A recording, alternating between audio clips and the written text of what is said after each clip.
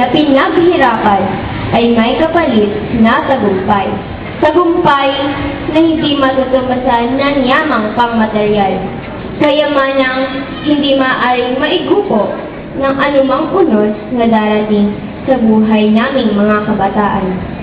Ang lahat ng ito ay bunga ng walang kapantay na pagod, pagtangkilik at pag-aaruga upang maitaguyod ang aming pag-aaral. Dahil dito, karapat-dapat lamang na bigyang halaga ang mga pangunahing tao na siyang nagbigay ng buhay at kalinga sa amin. Ang mga ito ay walang iba kung hindi ang aming mga magulang. Itay, inay, ito na po ang araw na inyong pinakahihintay.